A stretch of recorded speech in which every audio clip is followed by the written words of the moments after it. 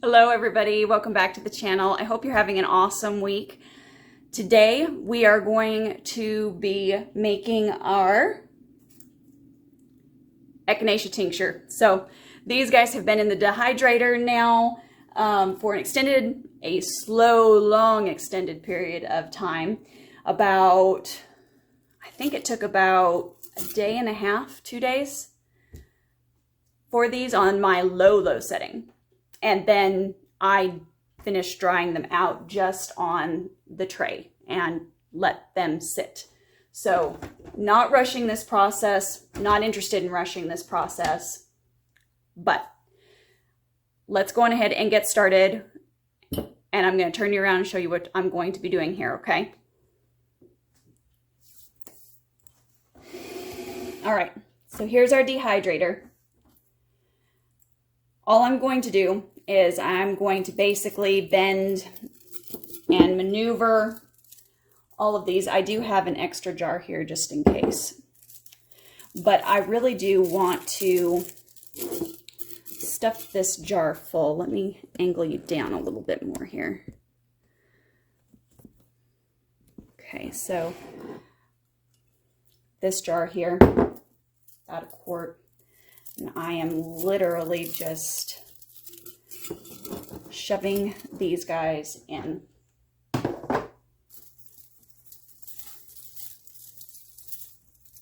You can use all parts of the Echinacea plant, leaves, stems, flowers, when you're making Echinacea tincture. Actually, when you're doing almost anything with Echinacea, you can even use, I think they're called tubers is what they call. I can never remember if they're referred to as tubers or rhizomes, but they're all kind of in the same family that way. There are some obvious differences, but I do tend to get them backwards, I will admit. Okay. But I am literally packing this jar, every single nook and cranny that I can shove these into.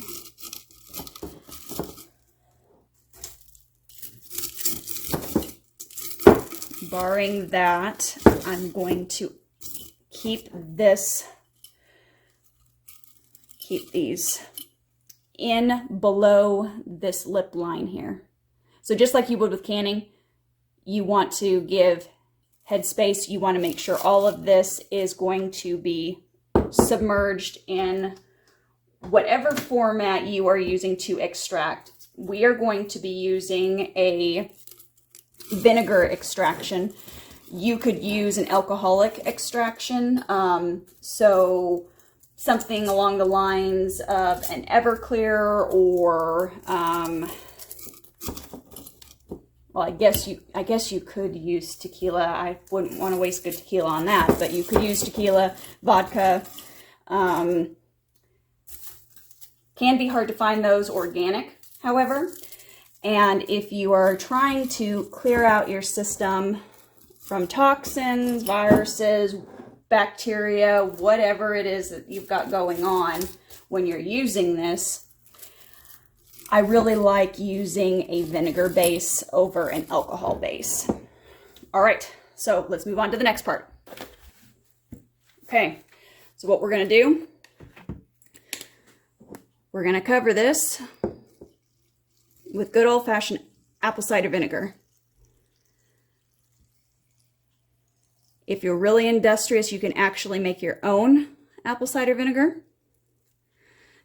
Used to be called scrap apple vinegar.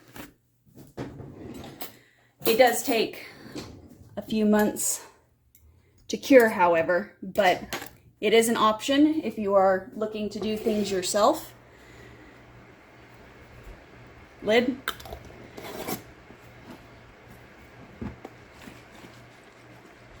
Make sure you screw that on well. Goes without saying.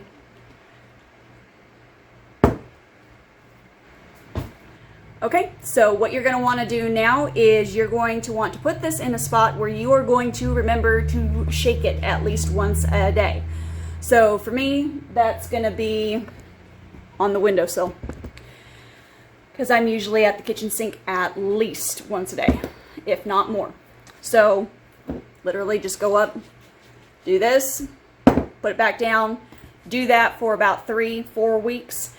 Then you can either strain the entire jar out and remove all of the herb product or the echinacea, or you can just pour off what you need to put into a dropper container and leave it sitting on the window, shake it occasionally after the 4-week mark, and there you go. You can give yourself a dose of echinacea that way. Really simple, really economical, really affordable. Everything that was here was done with what I have on hand. So I now have an herbal medicine without really having to spend any extra money on an extra product. But I'm going to go on ahead and I'm going to put you on hyperlapse and fill up this other jar, and I will go on ahead and sign off right here, however. So guys, as always, keep it simple, natural, and essential. I'll see you on the next video. If you have any questions, leave them down below.